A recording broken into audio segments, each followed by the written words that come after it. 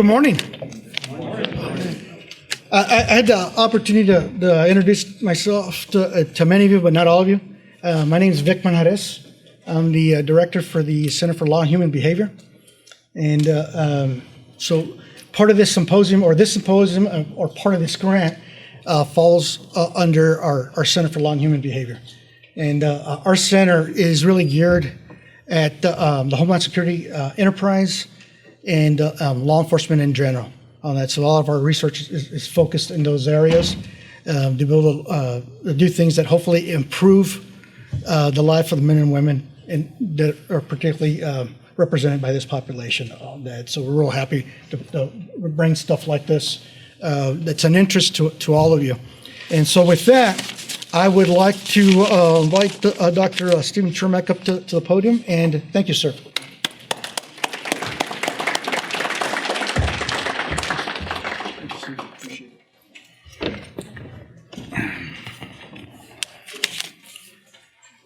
Good morning, everyone.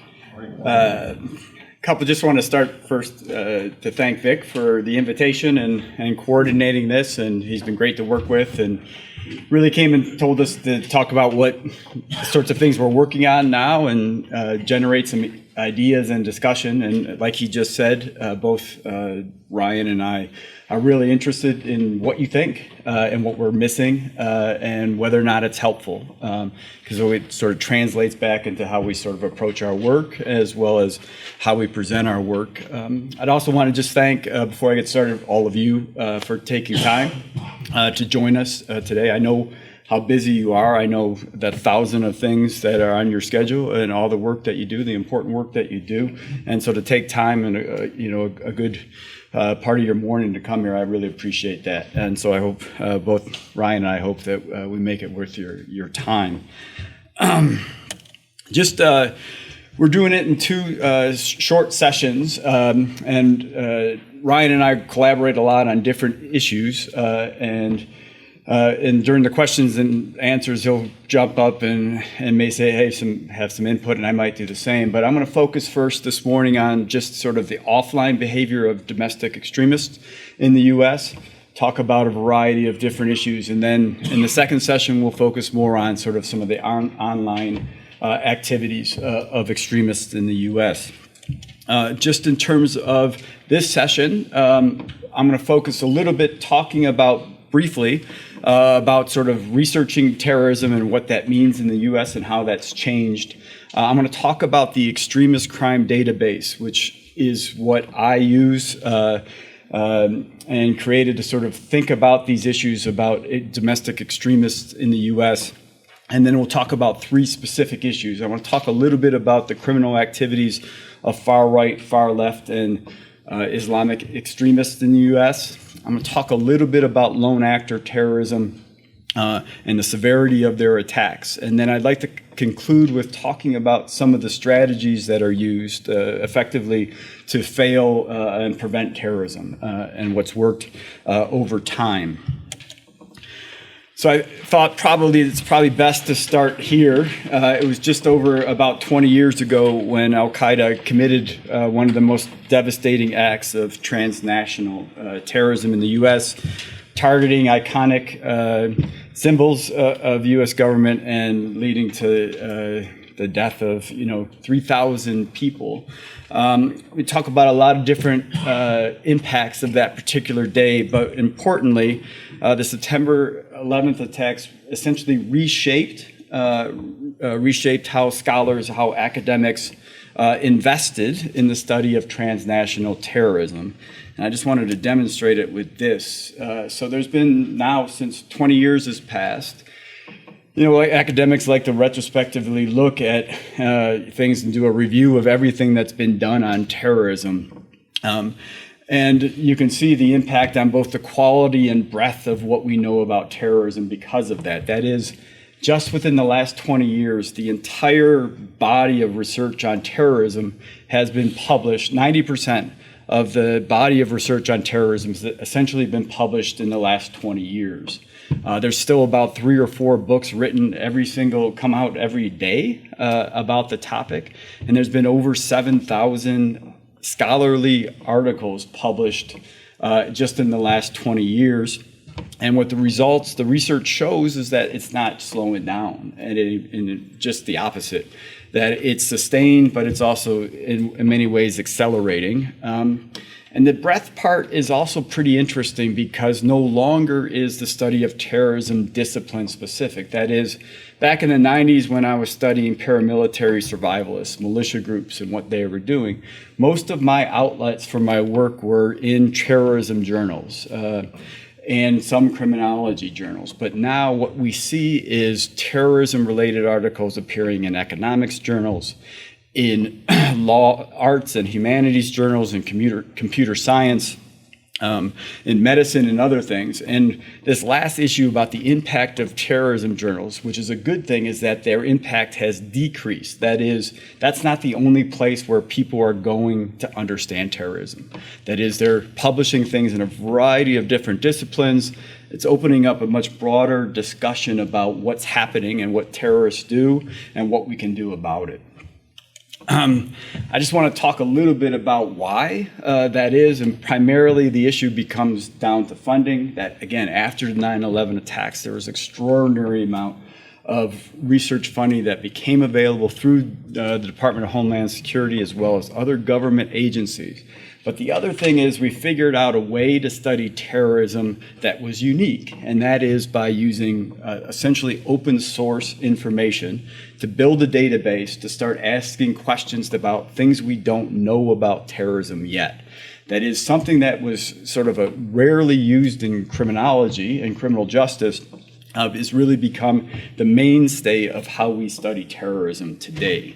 And so that is essentially using publicly available, accessible information, and we reconstitute it into event-level characteristics, perpetrator, target, and victim characteristics, group characteristics, to tell a story about what we're learning about what's going on with terrorism and extremists in the U.S. and other places. And so some examples include the Extremist Crime Database, which I'm going to be talking about, the Extremist Cybercrime Database, with Dr. Scrivens will talk just briefly about. You may have heard of the Global Terrorism Database, and there's several others out there all using sort of this strategy. And so, as well as it impacting sort of how law enforcement and intelligence analysts sort of relying on public source information, researchers are increasingly doing it and using it. And so not only in the terrorism area, but we see this study other rare events like mass shootings and school shootings, among other things, to use these tactics to study these unique events. So I'm just going to talk briefly. I really want to get to the content, but I want to just give you a little bit more background. So if you have questions, but in terms of what is the Extremist Crime Database, we've gotten funding since about 2008 to build what is a national database, an open source database that tries to capture the criminal activities of political extremists in the United States. And so we include events since 1990 up to almost real time, up through 2020 are cleaned and sort of in the database. We're in the process of cleaning 2021 cases currently, and we'll continue moving forward in terms of building out the database. In terms of the types of events that get into the database, obviously violence with homicides, with a heavy emphasis on homicides. Our funding started and sort of just incrementally grew. So we started with simply including far-right homicides back in 2008. And then over time, we've received a variety of other sources of funding to sort of build from there. So it not only includes homicides, but we include bombings and arsons, failed and foiled plots, which I'll talk some about later in the presentation. And it's also, the ECDB is unique, is that we include financial crimes committed by extremists as well as material support, and we try to link some of that financial activities both from an organizational and individual level in terms of how it impacts the violence that may be caused by extremists. And then, again, we've expanded to include both far-right extremists, far-left, as well as al-Qaeda and associated movements are all included within the database. So in order to get in the database, we have two inclusion criteria. One's a behavioral criteria and the other is attitudinal. So for us, it has to be a crime that actually occurred. It has to be something more than hearsay, and it had to occur within the United States after 1990, and we had to identify it in some open source. And then the attitudinal criteria is important. That is, we have specific definitions of what is a far-right extremist, what is a far-left extremist, what is an al-Qaeda, and sort of these criteria have to be met for it to be included. And then I raised this last issue about ideological versus non-ideological motivation because it's a really important and interesting part of the types of data that we have. That is, oftentimes, right, we want to establish motive. We want to establish whether or not their extremist ideology played a role in the actions that they did. And so oftentimes what we would see is that somebody may be a white supremacist, they might be a sovereign citizen, but they may commit a non-ideological murder. In a domestic violence situation, they may kill their partner or something along those lines. We didn't want to lose that data, right? That the fact that we wanted to know that they were violent, but they were committing non-ideological events. So we also include non-ideological acts in the database. But if a sovereign citizen murders a police officer at a traffic stop, we'd call that an ideological event because their extremism is driving that violence. And so what we're able to do then is compare either non-ideological events to the ideological events, how they're similar and how they're different, but it also gives us a better snapshot of just how violent the extremists are and whether or not they're involved in regular criminal activities and how they're involved in whether or not they're involved in crimes for profit, because we often see extremists involved in the drug trade and other types of crimes, and how that translates into their ideological crimes as well. So again, I'll go through quickly in terms of the process we go through, but just so you can get a sense and question, whether or not it's, the quality of the information. But, our effort is to first go out and find events involving extremists and where they occur. And so we comb through existing databases. We comb through government reports, obviously media, watch group reports, and other things. And sort of in a snowball way, we try to identify every single event that meets our criteria that happens within the United States. And then we try to verify them to include in the database. And then once we find an event and that it occurs, then we start building out the information. And so essentially what we do then is treat an event like a case study, and we collect everything we possibly can find about that particular event. Our open source strategy is a lot different than other databases. That is, we collect everything that we can find. We go through every search engine. Even though we get duplicated records, we include those duplicated records in our case file about that particular case. We don't stop. Many open source databases take 2 or 3 documents and they're happy with that, and that they think that encompasses, sort of an understanding of the event. We include everything that we can find. So we go through as many search sites as social media sites, Department of Corrections, whatever we can get through personal histories off social media, and we include all that information into a file that we essentially use to find data about the event. And so you can see the types of things, again, because of the internet, we're able to do this type of work, and we've been actually extraordinarily surprised at the amount of information we can comb and just pull from publicly available sources, court documents, police documents, but also all this other information from social media and blogs, op-eds, opinion pieces, movement materials, as well as a lot of media documents about these cases. They tend to get publicity, especially the most violent cases, and they tend to get coverage. We do have some struggles that we have to maintain, because you would imagine that these events have variations in the amount and type of information that we have, right? So you can think of an event like Timothy McVeigh committing the Oklahoma City bombing. We literally have millions of pages of publicly available information about that event. Scholarly books written about it, journalistic books written about it. We have a really good sense of his entire life course in terms of where he was involved, what were his connections. all that information is available. But then we have all these other events in the database that simply don't have that level of attention or that level of coverage. We may have a dozen articles. We may have 2 dozen articles.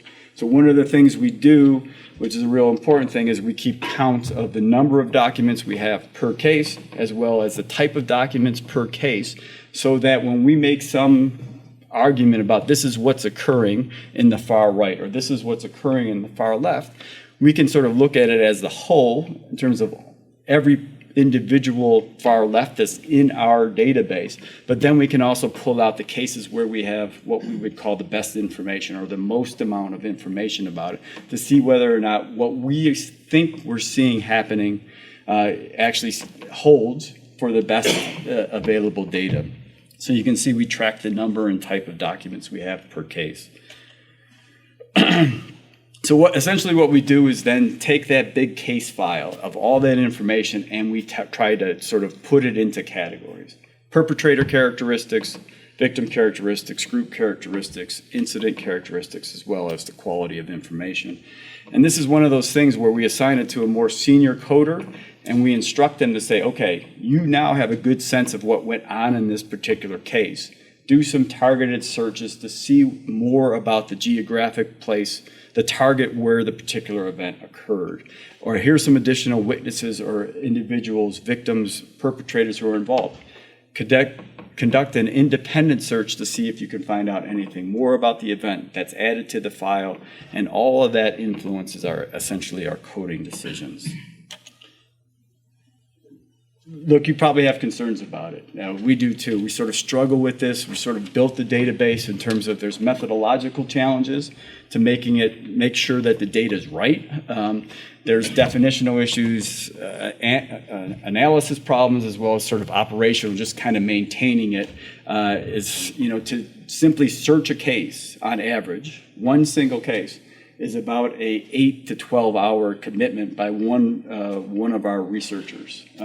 Which is just a long time. And that's just to get the data, and then to make sense of the data, and it adds that many hours. So per one case to get into our database, it's about, on average, about 25 hours of work, all right, in order to do it. So please feel free to ask questions and have concerns about the database, because we sort of learned and we've sort of tried to address a lot of the things over time simply because of feedback from people like you. All right, so let me just talk about some of the things we know based on the data. So I want to talk just generally about the threat of terrorism in the U.S., or the threat of violent extremists in the U.S.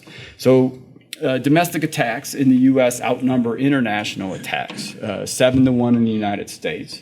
And also, this is a growing threat. That is of an increased concern that domestic extremists are a significantly greater threat compared to external international terrorist groups.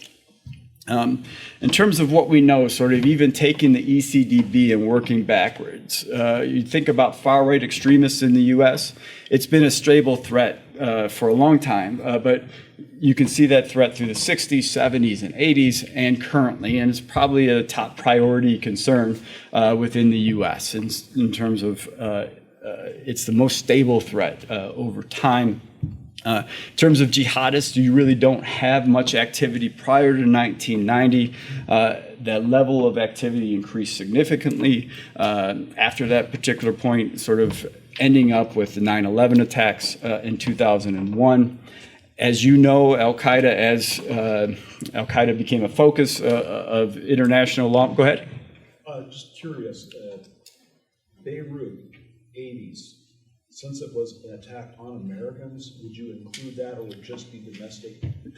It's great. Yeah, it's a great question, and that would be considered international terrorism because of where it occurred. So in terms of where we put it, we would put it not as a domestic, but as international. Okay. But important, though, also in terms of thinking about it, because this point about jihadists, right? So Al-Qaeda dwindles in power, right? Bin Laden is gone. The organization globally is in disarray, right? I mean, it still has some strongholds in the Middle East, still have the U.S. as a target, and that's sort of an evolving concern. Same thing with like ISIS, right? ISIS losing some power, rising to its peak of power, some dysfunction, but pulling together. And the question is whether or not, and how does that translate to on-soil threat versus an international threat, right? Certainly U.S. targets abroad are one question, and they're significant. We're focused more on domestic targets and when domestics are targeted. This issue of homegrown radicalization is significant because of the internet and because of some of the issues that Dr. Scrivens will talk about, is that, moving people towards violence, moving individuals to one, recruit, but then to adopt a radicalized version of extremism, and then moving them to violence is a significant concern, because the groups that we can talk about from the Islamic extremists to the far right and far left all see it as an opportunity to say, who could I get to do my dirty work, right? Can we push people to be more radicalized and move them to action without at risk for us? And that those threats are real. The far left is really interesting because as of right now, not many people are talking about the far left. In the 60s and 70s, we talked a lot about them, the Weatherman, the Black Panther Party. We talked about the left with the Animal Liberation Front, the Earth Liberation Front in the 90s, early 2000s. We don't talk about them much anymore. But the far left is certainly what we've seen, at least in the last 4 or 5 years, a growing concern in terms of violence. For certain, attacks on police officers, case out of Denver, where by an Occupy Denver leader killing a police officer, the attacks on 5 police officers in Dallas by, I guess best we can call him a wannabe black nationalist at that time. But those violent attacks by far leftists are certainly on the increase, but they're not nearly as talked about as others. On your far left, yeah. do you get pushback? Because I noticed you don't have like BLM or Antifa or anything on there. Do you have a lot of problems including that in your type of research? Yeah, no, this is a great question. Again, in terms of our own funding, so again, DHS provided funding for the ECDB to study Animal Liberation Front and Earth Liberation Front only. So we had funding to do that. We knew that the far left more generally was a concern. So independently, we've been looking and trying to gather some of the other data. So in terms of, there is some pushback. So the far left is narrower than it should be. And those are certainly other concerns that, sort of, we're trying to get funding to sort of build those out as well, if that makes sense. Those are probably the biggest threat to all of us in here. In terms of that, yeah, I can see that. And I'll talk about some of that in terms of the amount of violence, in terms of giving some perspective on that.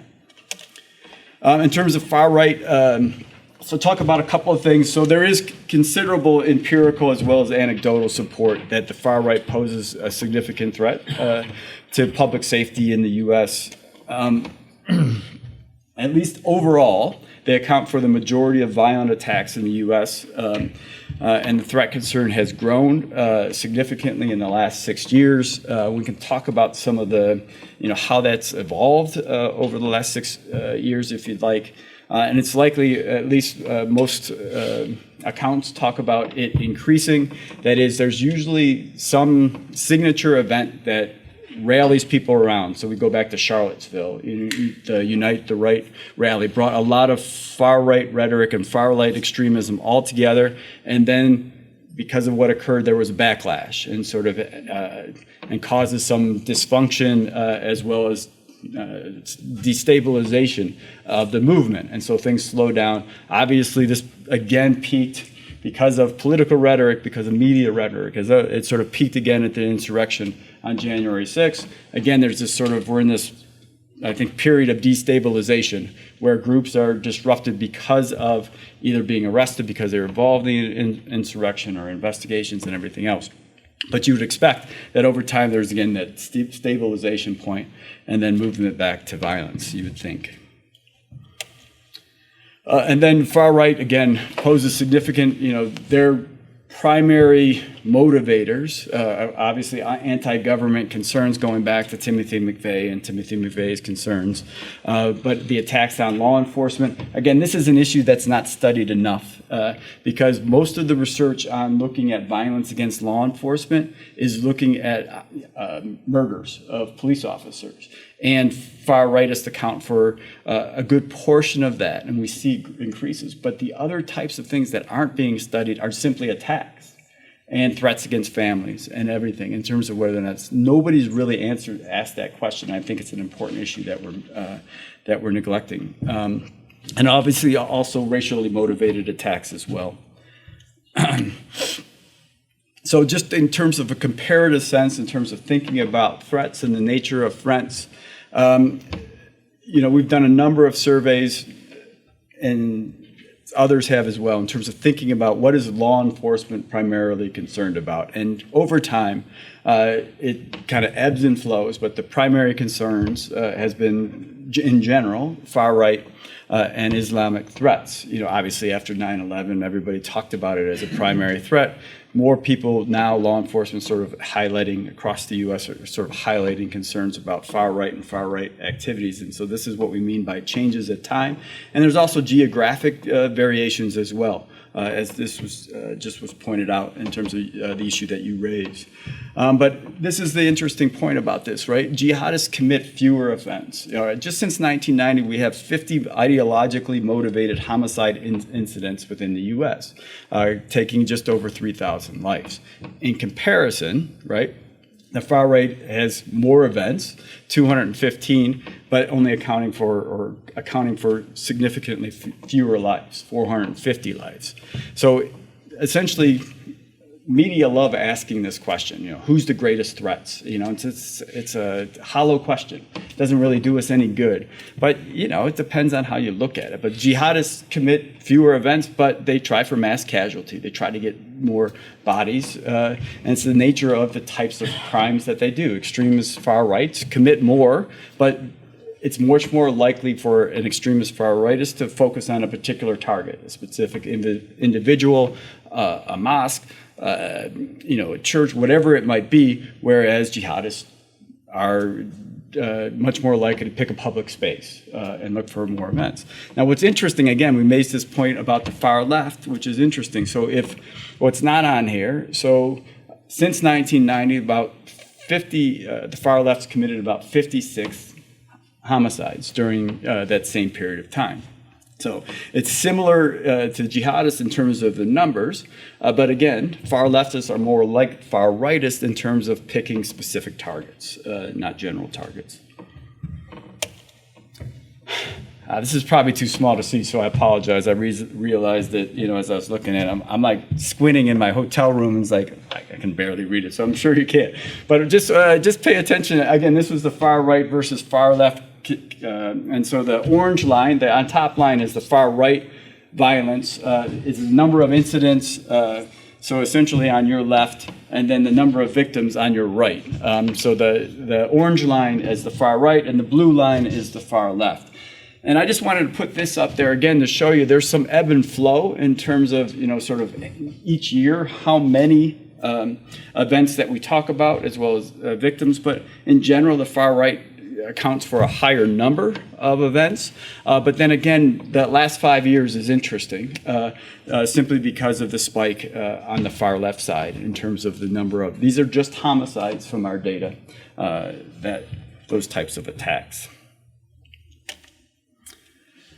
And shift gears just a little bit, but sort of build on this and talk about lone actor attacks in the U.S. It's a concern in this area, in this space, because counterterrorism officials, law enforcement really are concerned about the potential for lone terrorism and additional threats to national severity. There's different investigatory challenges. When I start talking about how plots have been foiled in terms of responding to extremists, what you'll see is that confidential informants, undercover operatives are critical for investigating domestic extremists in the U.S. And really accounts for, the vast majority of events being stopped, right? Well, this poses a unique challenge when you involve a loner because it's harder to infiltrate. You don't have a group situation. You don't have a way to connect with an individual in order to monitor. And so it poses some really difficult challenges from a law enforcement perspective. There is concern that this is increasing, that lone attacks in the U.S. are on the uprise, and that it's unique that lone terrorism is disproportionately committed in the U.S. Compared to other countries. So I'll just walk you through this in terms of how we think about the different individuals and their affiliations. And so when we talk about loners, we're talking about individuals who operate by themselves. If you could imagine them simply being radicalized in front of their computer at home and then carrying out some event. We often think about this like mass shooters, right? Is that there's not much connection. They don't have many social bonds across in a variety of different ways. And so they're not part of a group, they're not affiliated with a group, but they're ideologically similar to people who are active in the movement. They're different than lone wolves, who are part of sort of an informal group or a formal far-right group in some way, but they operate without the directive of that group in committing some violent crime. And then wolf packs, that last category, is a combination of somebody who's involved in a group and the group does collectively comes to the decision to do violence. And we just wanted to present, I wanted to just present that to just show that what we see is that they're different. Those different categories produce differences in who and what to expect. So loners, people who do it completely independent of others, tend to be a little bit older than the other types of perpetrators. Now, this is probably the finding that's most interesting. That is, they're significantly more likely to have mental illness, some evidence of mental illness relative to the other groups. That is, loners have 4 out of 10 loners have some, and this is documented case of mental illness. So oftentimes with mass shooters and or loners, oftentimes the media, when they report out on it, will often make reference to some mental issue and raise it. We work to verify that and make sure that there has some documented psychological indication before we actually say they have a mental illness. But the findings are pretty stark, right? 4 in 10 compared to the other categories in terms of having some evidence of mental illness. They're much more likely, loners are much more likely to focus on a specific issue, not be driven by overall far-right ideology, but usually with the far right, it's driven by abortion-related concerns. More likely to be anti-government compared to the other groups. And then just running through the other categories, I just wanted to raise like the mental illness category for the group that kind of is part of a group but decides to go off on their own to do violence. They're somewhere in between loners and group level violence. And then probably the interesting thing here has to do with skinheads / neo-Nazis, right? Because only about 17% of the loners were affiliated with a skinhead group and or a neo-Nazi group, whereas 40% of these wolf pack offenders, somebody who is part of a group but decides to go off on their own, and then the bigger, almost 60% of those affiliated with the group where there's a group level event are affiliated with neo-Nazi skinhead groups. I'm just going to run through this, and that's the 58%. This next slide just shows, I just want to point out 2 things. First, in terms of the weapon use, loners are significantly more likely to use firearms relative to the other lone wolf group, as well as the group affiliated, the wolf pack group. 8 out of 10 of loners will use a firearm. And then this is, again, another interesting finding is that loners produce more casualties, all right? At least it seems like they're somewhat more severe than the other groups. That is, their numbers are a little bit higher. So 2 out of 10 produced multiple victims as opposed to the other groups. And then you can just see the sort of declining influence of firearms in the lone wolf area, as well as declining interest in the multiple victim deaths. And then knives in this group. Again, remember, this goes back, our data goes back to 1990, so this is a lot of the skinheads, a lot of hand-to-hand, a lot of blunt instruments, a lot of knives being used to commit homicide, especially in the early 90s. So, but this is really the multiple victim thing kind of raised this sort of issue, is whether or not lone actors are actually more severe. This is sort of, it seems like they are, but we decided to do some additional analysis to see whether or not lone actors perpetrate more severe attacks than others. And so, again, we take the data that we have from the extremist crime database, and we took 230 events out of the database, and then we take those events where we have at least one fatality. And then the question we look at is whether or not loners essentially produce more fatalities, that is just homicides, or casualties, which is deaths plus injuries. So 2 different dependent variables. And so, again, it's the same sort of categorization. We just sort of built it out to sort of account for the different types of groups you'll find. Informal groups are more loosely connected. We see this a lot with gangs, where you have a specific gang with formal organizational structure, but then more likely you're going to have just a group of X number of individuals sort of around, a particular area and sort of all bound together informally. We see that same thing with extremists a lot, where they're bound together through friendship, through family, through other things. They sort of call themselves something, but they're just more structured around. They share an ideology, they share concerns, and they share activities, criminal and other types of activities. But again, not going to talk about the analysis too much, but you can ask questions if you'd like. Just a big word, negative binomial regression. Academics like to throw that stuff out like it means something. And then I ran 8 different models just to sort of, with 4 on each of the dependent variables, 1 with fatalities, 1 with casualties, so 4 each. But then because of the 9/11 and the Oklahoma City bombing having so many victims, it sort of disproportionately affects what we're seeing. And so I wanted to make sure that what we're seeing, by removing them from the analysis, that in general, what's happening in terms of lone wolf attacks.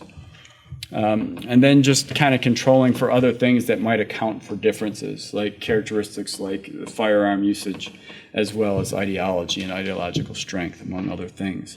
But again, the short of it, and I don't want to spend much time of it, is there's some support, but not strong support, that loners are more severe. If I just use the fatalities variable, the results are limited support. You'll see, as long as you sort of get rid of the 9/11 events, you'll see that loners are a little bit more likely to be severe in terms of fatalities.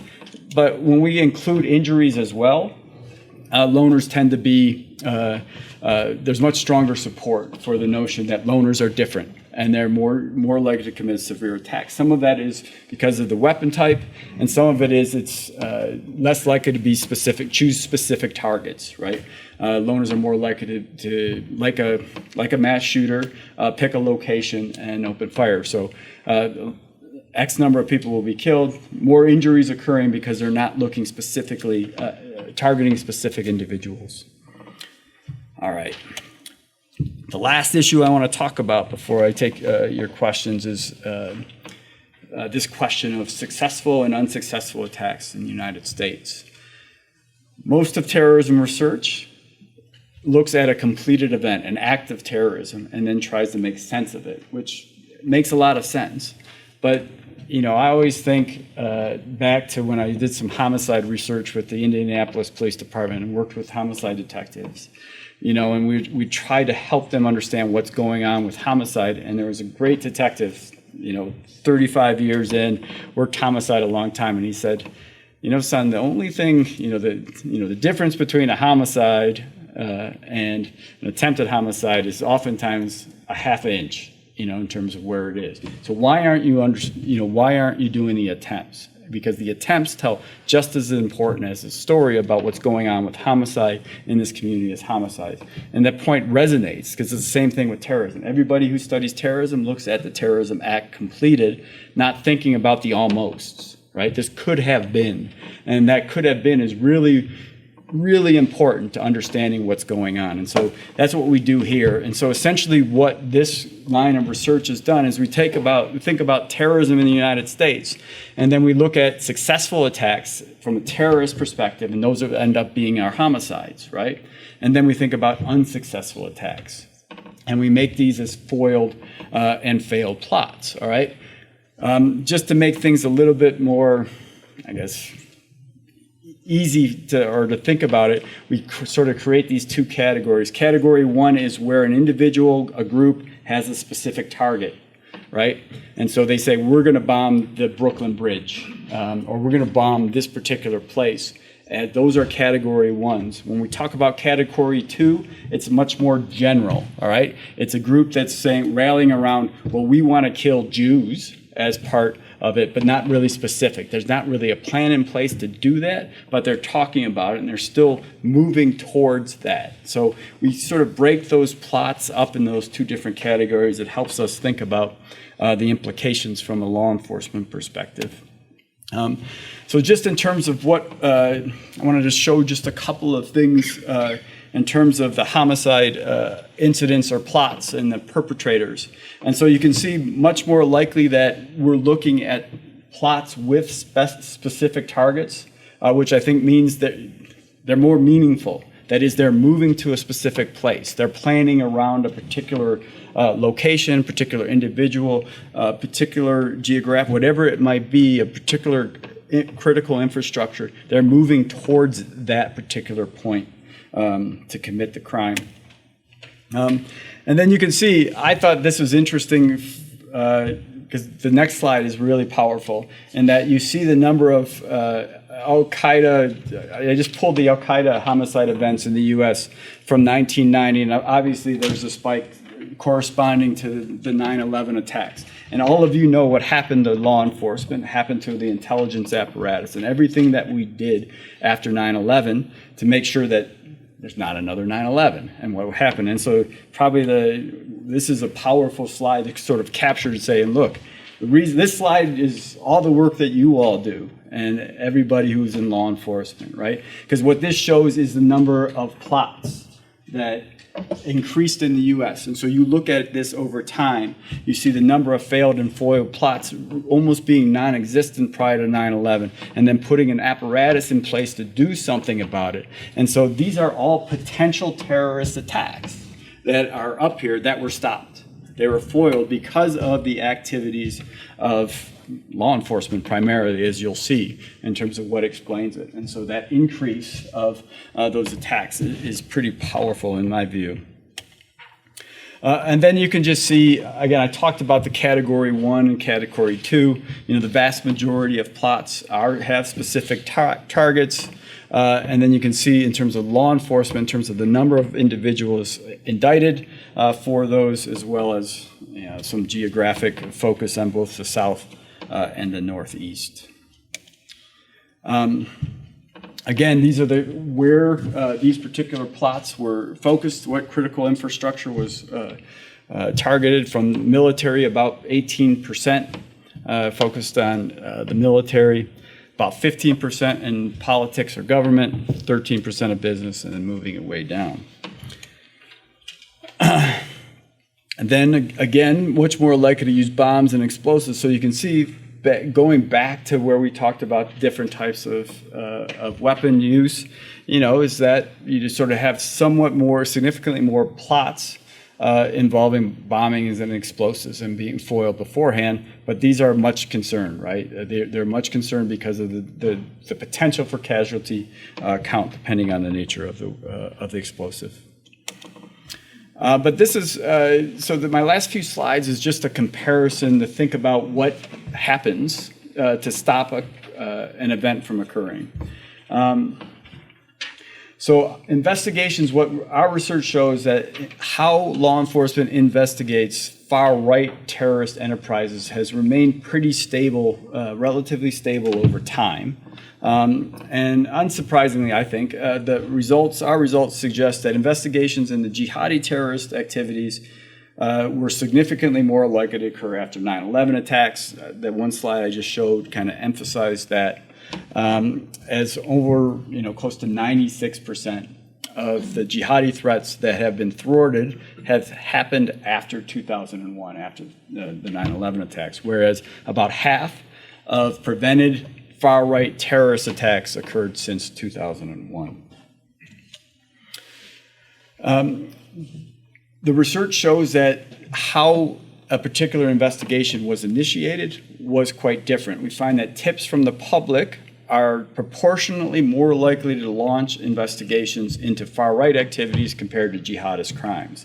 That is, the evidence suggests that information from the public preempted about 71% of the far-right plots in our study, compared to about 36 of the plots, jihadi plots in the data. And jihadi investigations are proportionately more likely to originate from other unrelated criminal cases. Again, we talked about the non-ideological nature of many crimes, their involvement in financial crimes, as well as other things, as providing a lead towards a potential violent plot that was occurred. That is, nearly 47% of jihadi investigations stem from law enforcement investigations into unrelated crimes. Now, again, it's not surprising simply because the nature of terrorist enterprise and extremists. About federal law enforcement, usually the FBI is involved in investigating about 90% of the failed plots, but state and local law enforcement are also involved. They're involved in fewer of the jihadi investigations compared to the far-right terrorist crimes. Again, there's a transnational sort of, in terms of more movement, far-rightists tend to stay closer to home in terms of where they pick their targets. They're usually more well-known by law enforcement, whereas jihadists tend to move more from a place. They're not nearly as likely to commit crimes close to their residence compared to far-rightists. About 51% of investigations into the jihadi plots have state or local law enforcement, whereas 76% of the far-right do. There's no statistical differences in the use of confidential informants or undercover operatives. That is, federal undercover agents, CIs, usually handled by the FBI, is the most common investigatory practice. That's not surprising to any of you. Across movement types, though. And so it's a tactic that is viewed to work more specifically. 40% of the jihadi investigations rely on federal undercover agents. 37% of the far right involve somebody working undercover within the movements. And then even more investigations involve the use of confidential informants. 53% of investigations in the jihadi crimes and more than 67% of the far-right investigations, and much more likely to be used by federal agencies. So before I let you go and ask questions, I have a small request, all right? This plot research is something that there's not enough we know quite yet. There's other questions that we need to know. We're actually moving towards pitching a project to DHS through the Insight Terrorism Center. If any of this work in particular, the plots work, is of interest to you, your agency, if you could just let me know. I don't have to use your name, but DHS really wants to know whether or not this stuff matters to you. I think it does. But if you could let me know, just let me have your business card or anything else. I'd appreciate it. I'm not holding you to anything. Just that something this resonates with you, and if we can learn more about it in terms of how it impacts you, you'd find it useful. I'd be happy. I'd appreciate that. And with that, I'll take any questions that you have about what I talked about. Steve, I have a question. Yeah. You searched first started doing this work, and I've been doing this for some time now, and in terms of this particular roles and stuff, is there anything in the findings that you found out that really surprised you, that you just didn't expect? Well, yeah, I mean, I think the far left issue is something we've been struggling with, simply because, again, it's unique because you don't hear it as much. You don't hear about that. I think the attacks on law enforcement, I think it's underplayed in terms of really thinking about what we know and what we can do about that. So I think those two things surprised me, a lot. But I also think about it as sort of overall threats, right? In terms of the numbers here, to me, they're a concern. But at the same time, right, as much as we invest in this question, the overall, in terms of all the things you all have to deal with and all the, crimes, it's, not nearly as big as people think it is, And so the more we can think about, well, if we put resources into the issues more strategically, then I don't know, there's different ways to spread out those resources, I think. So I think those are probably the things that surprised me the most, Sort of the disconnect between how the public thinks about these issues and what the data shows, In your research, has media, like in what you've collected, national media, has that influenced like any of these actors? Because you're constantly bombarded with either far right all the time and far left not so much. So yeah, that's a great question. And because we don't have a good handle on it, but what we know, like the radicalization in terms of what brings people into this, the rhetoric that occurs, where do they get it from, right? How does somebody get radicalized views, right? And what we do know is that what you read, social media, news media matters in terms of how you think about these issues and how you engage those issues. Now, what moves you to violence, I think, is a different story. But all the radicalization literatures out there sort of breaks those things into, okay, how do you get extremist views and how do you adopt extremist views, right? Talk about QAnon and other things. How do you develop those, okay? And that's one issue. To have extremist views, look, U.S., you can have whatever views you want, right? Our concern is when you move and take that to violence and sort of move it. So I think those are two questions: the media content, social media, the discussions that occur, the political rhetoric, how people talk about it, definitely is radicalized, moves people to have radicalized attitudes. I don't know what happens to get them to move to action. That's the one question I think that we haven't done enough to sort of move to. Yeah, good. Go ahead. Question, has there been any studies done between the population that are Marxist as opposed to faith-based, i.e. jihadists, in terms of the execution was stuff? Because a hope-based action based on a jihadist, their hope of some 70 virgins or whatever their version of their heaven is, based on their actions, that's one thing.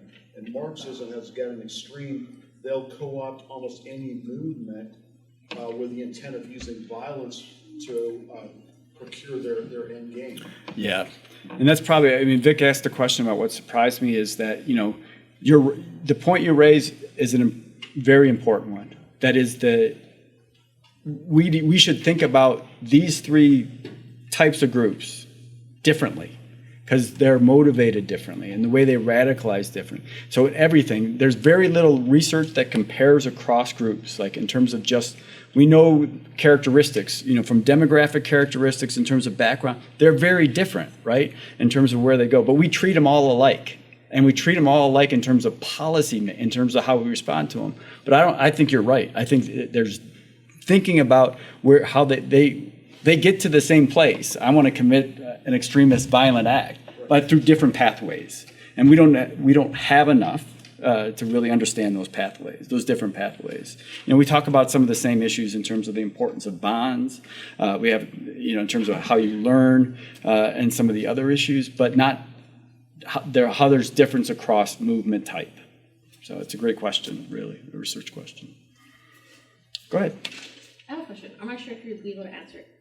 So I know you guys do a lot of studies on events that have happened in the past. What about what's happening now with the amount of people from Afghan that got released, the amount of people from Turkey, and how we don't have the proper databases to fully run these individuals to actually know if they were the right person, that's coming over.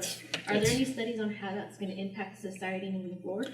Yeah, that's a great question and a great challenge. I mean, because even we do a lot of work in other countries are sort of kind of struggling with those same sorts of issues, and so whether or not there's predictive power, we're retrospective, right? So we're looking backwards, right, and trying to tell a story, hoping that analysts can think about it and say, okay, well, can this lead me in a direction? But it's not doing what you need it to do, is right, and how do we actually get to a point to sort of understand what's going on in real time and impacting these movements? Because you certainly think, and we've seen this, right? People who've studied the radicalization that occurred in Somali communities in Minnesota in terms of how that happened, in terms of bringing people together, how a small number of influencers tried to influence a large number of people in the communities, and then what the community did to stop it, right? But that was just on the ground, boots on the ground sort of reaction to that in order to respond to it. But you're right, this data doesn't help you on that question at all, really. But it's really important. Yeah, because in all reality, we don't even know who really got let in. Absolutely. They really say who they are, but is that going to affect us later on? Is there any studies in the process, or is it just nobody sees nothing? Yeah, and we talk about this. It's interesting in terms of the sort of the balancing about threat versus rights, right? And so people can organize, and people can have whether you have far right views, far left, you can protest and you can do all that, and as you all know, you can't do anything about it until there's some criminal nexus, in order to actually do that work. Thankfully, we can look back on it, but what's happening in those meetings and everything else ties to that violent action. But until that violent action occurs, it's hands off. It's hands off, and so we have to wait for an act to register. And it's some countries don't have the same kind of delays, in terms of doing it. And so you look at how Israel responds to terrorism and how it's different in terms of how they monitor it. It's quite different simply because of that. Other questions? I need to use the bathroom. I need coffee. I understand. Steve, thank you very much. Yeah, sure.